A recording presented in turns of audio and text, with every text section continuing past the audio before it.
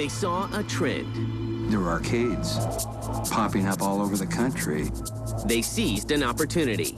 They could put multiple games in one cabinet and make more money off of that one cabinet. That was a tremendous leap forward in the arcade business. And pushed the envelope. Another ad was an ad where it had a picture of 2 steel balls on one side. There was text that said, "You need a set of these to play one of these." And that caused a lot of controversy. The Neo Geo was just light years beyond what any other console could do. They took their licks. Odyssey decided to pull the plug on them. They killed us in K2000. But kept coming back for more. What we have done was to relaunch SNK. This is the story of the life, death, and resurrection of SNK.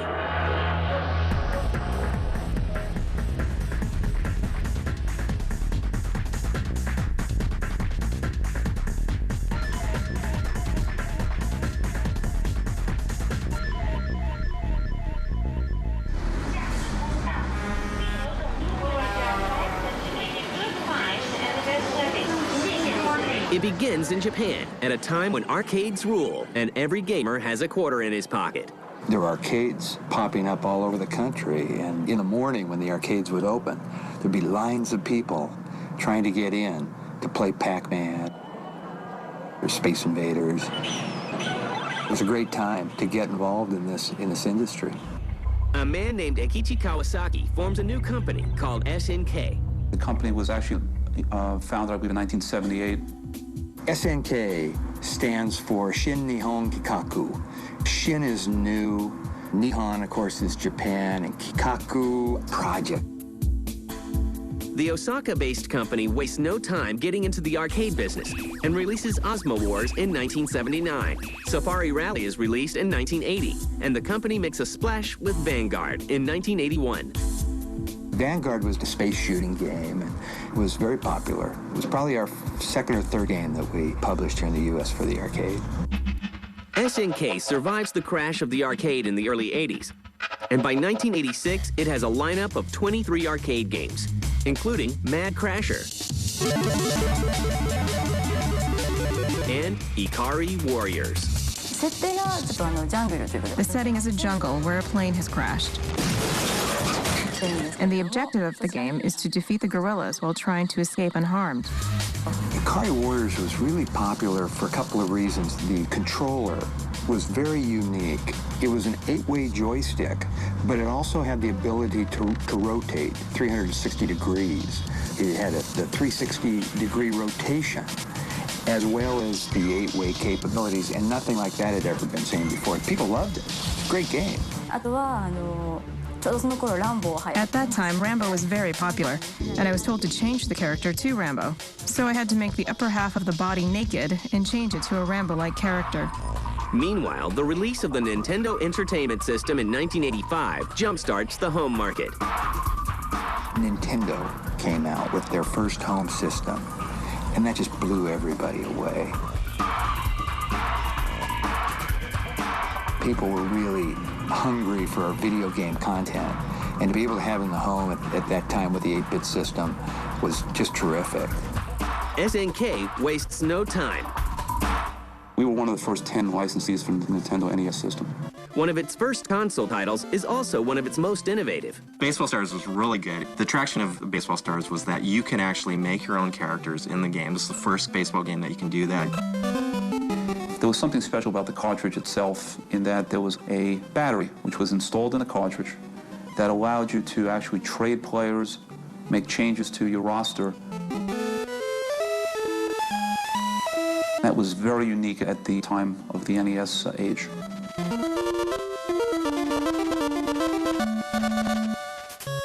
Arcade hits such as Ikari Warriors are also ported to the NES. And to help gamers make it through the game, a secret code is included. Ikari Warriors was a long game. There was a lot of content, a lot of levels to get through. If you were 2/3 of the way through the game, you lost your life. In the Japanese version, you went back to the very beginning. We asked if we could simply die at that spot and then recycle to that same location and pick up at the same place. So with a code, you could do just that. ABBA, that was one of the first sort of really cheesy continue codes. In fact, some people would argue the only way you could complete the game was by hitting ABBA to jump back in with another set of credits when you died. For the next 3 years, SNK continues making games such as Ikari Warriors 2 and Crystallis. But the next generation of game consoles is just around the corner, and with some help from SNK, the line between home systems and arcades will be blurred forever.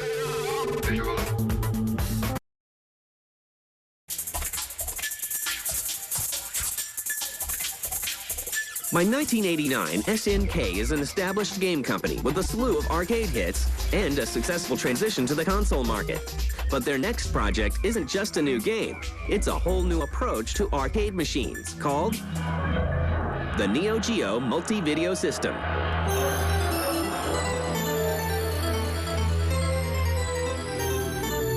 The company had a tremendous opportunity when it developed the Neo Geo arcade system, which essentially said on this piece of real estate in an operator's studio, they could have a 2 or 4 multiple game unit making money on one piece of real estate, and that was a tremendous leap forward in the arcade business.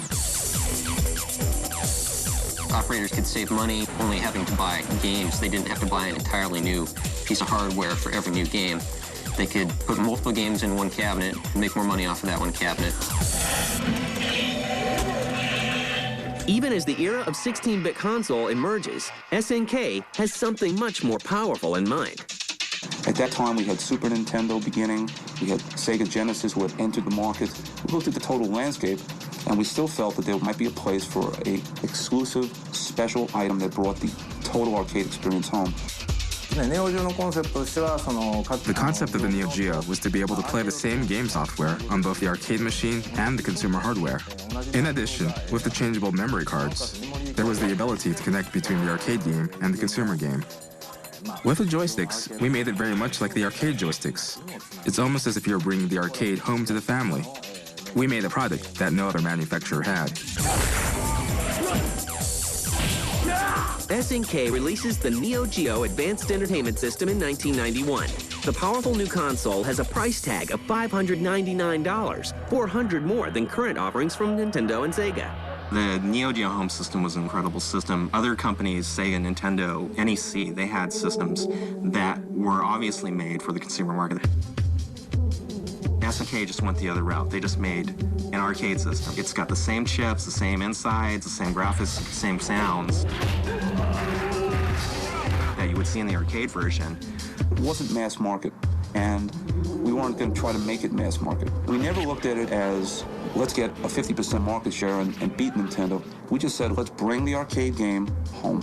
SNK, I think, believed that they could sell a premium product at a premium price and make money doing that because, at the time, the Neo Geo was just light years beyond what any other console could do. It was a truly arcade-perfect experience in the home, just absolutely no difference. But the downside was it had the price tag to boot. To market the AES, SNK starts an aggressive advertising campaign and goes after the competition. Neo Geo was a very expensive system. It was $600 for the machine. It's $250 for the cartridges. It was obviously too high for anybody to afford. Kent Russell, who was the VP of marketing at the time, knew that, straightforward marketing just wasn't going to work. So what he did is he came up with a very controversial ad campaign and just went after everybody. Some of our advertising back then got criticized, or at least it was definitely, provocative for its time. And one of his first ads, which is pretty famous, or infamous even, is the weenie ad where he calls everybody a weenie if they play the Super Nintendo or the Sega or anything. He said, why play with those limp systems? Be a hot dog like the Neo Geo. Because we knew our engine was stronger. It was the most powerful engine available, and we wanted to advertise that. So the advertising really was, do you want a weak system or do you want the strongest? It was bigger, better, like the big dog. Another ad later was an ad where he had a picture of 2 steel balls on one side, and on top of the steel balls, there was text that said, you need a set of these to play one of these, and that caused a lot of controversy. And that's what he wanted to do. So he wasn't necessarily considered very classy, but he got done what he wanted to do. With their powerful new system out in stores and in arcades, SNK leaves their fate in the hands of gamers.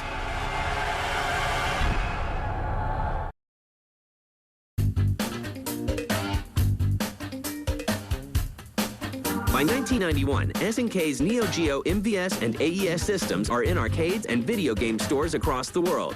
SNK is banking on the idea of bringing the arcade experience home with its roster of games. The earliest games were a mix of sports and action titles. Baseball Stars was actually quite a cult hit as a baseball game. Then later on, you had a lot of fairly mediocre side-scrolling shooters and action games. Ninja Combat. Cyberlit. Magician Lord, that was a good side-scrolling action platformer.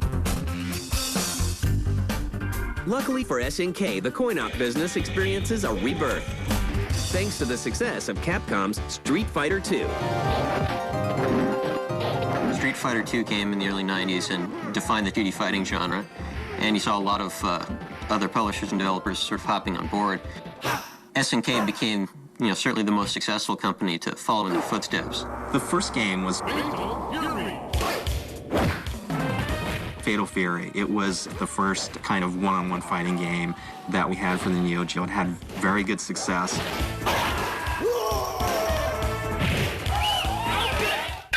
Art of Fighting was their second fighting series. Round one. Art of Fighting was the first 2D fighting game to feature a scaling perspective. The camera, such as it was, would move back and forth to accommodate either close-ups on really, really huge character sprites or a view of a really big background. Samurai Showdown came out, and that was really the game that just took over everything. It put SNK on the map.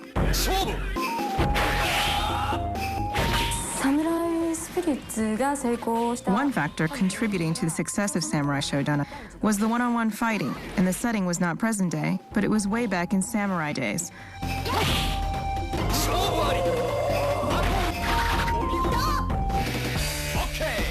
King of Fighters was a great idea.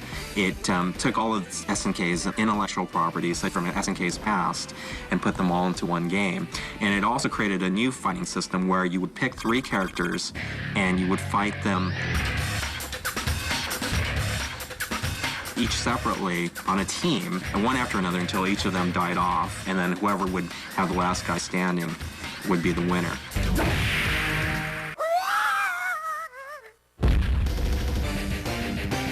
It's no surprise that Capcom, the creator of the Street Fighter series, and SNK become rivals. I would say we were friendly competitors. Capcom is, of course, famous for, if you ever played the Street Fighter Alpha series or the Capcom Versus series, there's a sort of cult favorite character, Dan, Dan Hibiki, the sort of goofy spin-off of Ken and Ryu. He was created as a sort of joke or rib by Capcom on the fact that SNK had, essentially sort of knocked off Street Fighter II to create its first fighting games. We had so many good games coming out that were really trying to take over the throne from Capcom. And the big joke, of course, is that Dan is the absolute weakest, crummiest character in the game. He's totally useless. And the funny thing about Dan is that he created his own sort of cult among Capcom fans who got a kick out of playing the weakest character in the game and, proving that, I'm good enough to beat you even with the lousiest character in this game. While its rivalry with Capcom boils over in arcades, SNK looks to revamp the Neo Geo AES to improve lagging sales. The Neo Geo CD was developed 2 years after the AES system had been brought home. AES system was wonderful, even though it was expensive. The cartridges, which were basically $200 and then $250 costs, it was just restricted. The Neo Geo CD was an attempt to solve the Achilles heel of the Neo Geo, which is the fact that the games cost, $300-odd. The Neo Geo CD was a CD-based version of the Neo Geo AES. The problem with the CD was it was slow. It used single-speed CD-ROM drive, even slower than the double-speed drives in your PlayStation and Saturn. The games were afflicted with pretty much the worst load times in the history of gaming. Despite promising sales in Japan, where 25,000 units are sold in its first day in stores, the Neo Geo CD is a disaster in the US. The CD was a nobly intentioned abject failure. In 1997, SNK releases the Hyper Neo Geo 64 Advanced Arcade unit, but the system fails. SNK's dwindling profits are now coming solely from arcade games such as Metal Slug and The King of Fighters. In a bold bid to reclaim their losses, SNK will take on the king of the handheld market.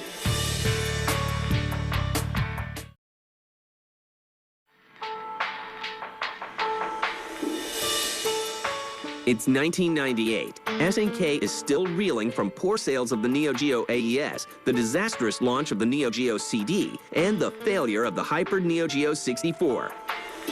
But that doesn't stop them from taking on Nintendo in the handheld market. SNK had a shot. SNK had pretty solid software support for the Neo Geo Pocket Color. They managed to get some pretty good third-party games at the very beginning for the Neo Geo Pocket Color. My plan for the company was to get a 10% market share at our peak. Now, admit the numbers may seem small, but we got to be 2% of the market. The system fails.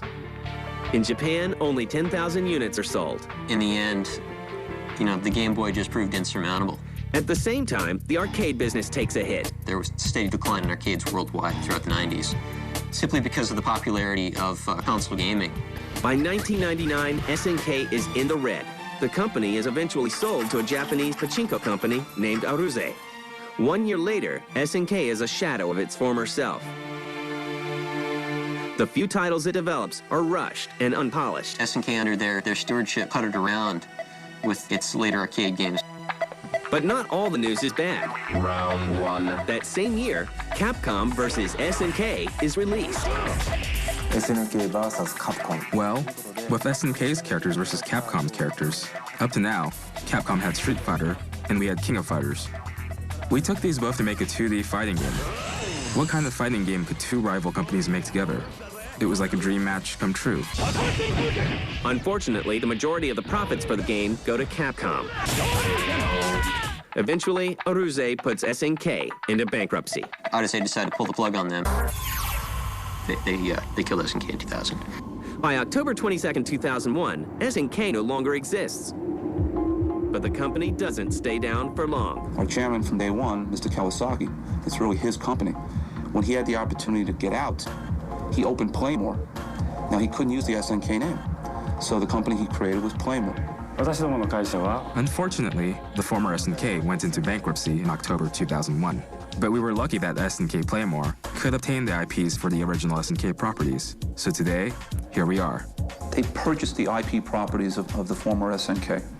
So what they did about 2 years later was to rename the company SNK Playmore. So essentially, they created a new SNK. And its legendary family of games lives on.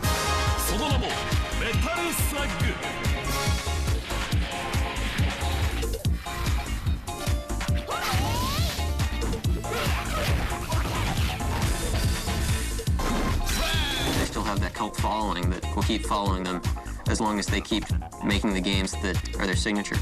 In the future, of course, we aim to have new platforms for the King of Fighter projects.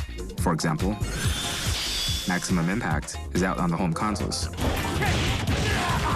The King of Fighter series has made the transition into 3D. Naturally, I think that here on out, it's our duty to evolve our products. So that's the direction I think we'll go. If our fans demand it, we'll revive any of the SNK series. Rather than a revival, however, we would make a renewal.